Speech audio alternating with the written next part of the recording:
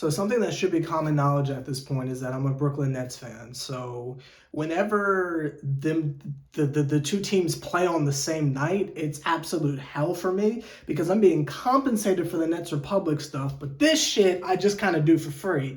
So the priority is the Nets. So whenever those two play at the same time, I have to make sure that I'm not murdering myself by trying to do both at the same time. There are some nights where I can kind of get them out the way, but there are some nights where I'm just fucking exhausted and I have to do the Hawks one in the morning. So just for people who are new here, I cover two different teams. So sometimes it can get a little bit rough. This was one of the nights where it was a little bit rough. It was fucking Halloween and shit. I was like, I'm not going to watch two fucking basketball games in one night. It's just not going to happen. So I was watching this one on tape delay. Well, I recorded it, if you will, so I was able to fast forward through the commercials, which is one of the positives about going back and watching the games in the morning, is I don't have to sit through the fucking commercials. I don't have to sit through fucking halftime. I don't have to see the fucking fast break report. I don't have to do any of that shit. I can just fast forward. And that's a positive. One of the negatives is I already know the score, so I already know the niggas lost. So it's kind of like you're watching, you're anticipating the L, but you still gotta watch.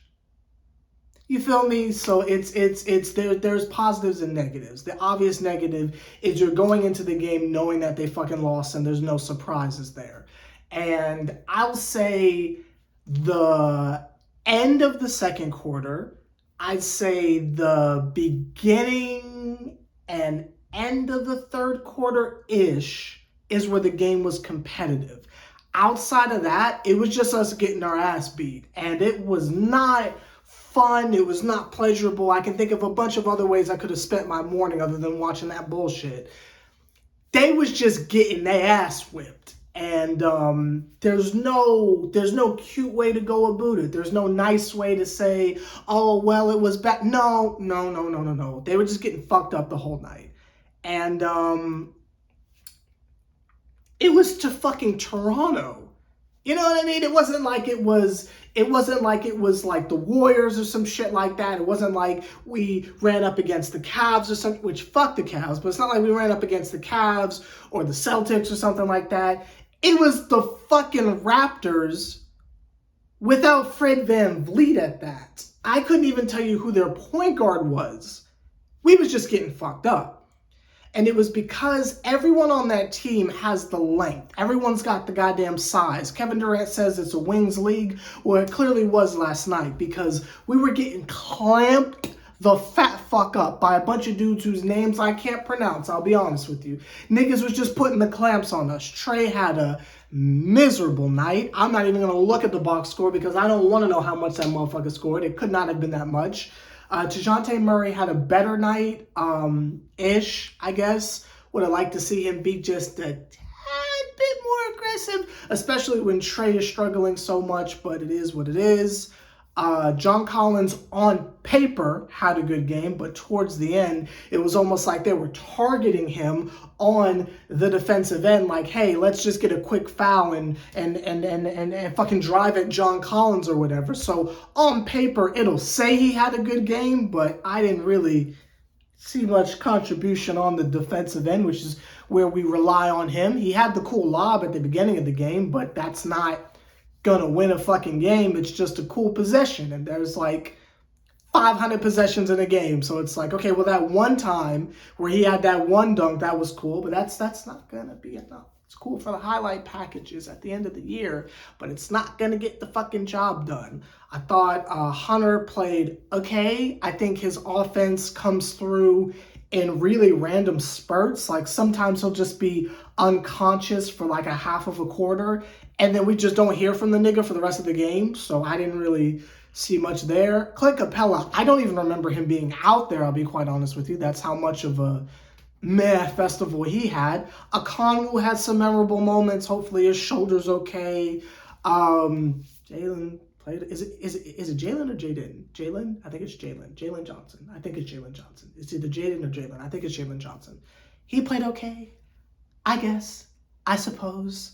You didn't get to have the moment with AJ Griffin, excuse me, not Green, AJ Griffin didn't get to have his moment in front of his dad because he didn't really do much, unless he had some heroics towards the end of the game in bum time, because once the starters came out and there was only 4 minutes left in the fourth quarter, I turned that shit off. I'm like, I'm not going to waste the rest of my time watching this shit, especially when I knew they lost. I turned that shit off. When the starters come out the game, Sever the Bond turns the game off because it's not even fucking worth it at that point. So unless AJ had some cool moments in bum time towards the end, I didn't get to fucking see it because I wasn't going to watch that shit, especially knowing that they lost. Not I. The takeaways from this is the team is human. The team is human, and that's okay. I still believe that we have a chance at a championship. I know some people might be rolling their eyes at that. Some people say, Sever, what the fuck are you smoking? I have confidence in them. They're not going to win every fucking game, and they're on a fucking 5-game road trip. You know, you're going to have some ebbs and flows, some ups and downs, some odds and ends. You feel me? It's not always going to be sunshine and roses. The niggas going to lose every now and again. And it's not like the record is abysmal or anything like that. They're fucking 4-3, so they're damn near a game over 500, so that's not that bad. It could have been worse. Could have been a whole lot worse. And I am, while not proud of how they played because it was a little bit embarrassing, I am just happy that their spirits are still up and they're still trying to win games, because they could just mail it in and say, fuck it, we're tired. But they're trying, and I will give them that. It was a sloppy-ass game.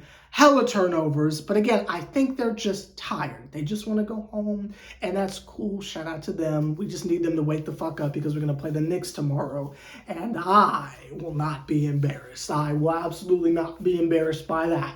So them motherfuckers better come through. So I hope they're ready for a fucking dogfight, because the Knicks, they play that goddamn defense too, and they are like hell-bent and cyber-focused on annihilating Trae Young. So let's just hope that Trae has a bounce-back performance, which I'm sure he will, and he continues on this clip of damn near 40 points. Because at least, even if we don't fucking win, which I think we should, let's make that clear, we should win this game. But even if they don't, at least Trae's going to go the fuck off, so they can have that taste in their mouth of, okay, well, but you couldn't guard Trae at least. At least. I'm just a little bit concerned because teams that are known for defense always freak me the fuck out. They got Tibbs over there, but that's neither here nor there. So, short video. Again, not really much to go off of. It was kind of like the opposite of the second Detroit game. We got fucked up. You know, like there's not much to go off of right there. We're the ones that got fucked up. So it's like, okay, you know, you take that ass whipping and then you just move over to the next game. And I have confidence. I have confidence that we can beat the Knicks, because let's think about this real quick. Let's compare starting lineups. You got Jalen Brunson. You got Trae Young. I like Trae because Jalen Brunson does not play defense. So I like Trae in that matchup. You've got, who's the shooting guard? Evan Fournier and DeJounte Murray. I like DeJounte in that matchup, personally. You've got RJ Barrett, and you've got Hunter. I might take RJ in that one. Okay. You've got John Collins, and you've got Julius Randle. I am not afraid of Julius Randle. Maybe some people are, but I'm not. So I'm taking John Collins because of his defense. Then you've got Mitchell Robinson, and you've got Clint Capella.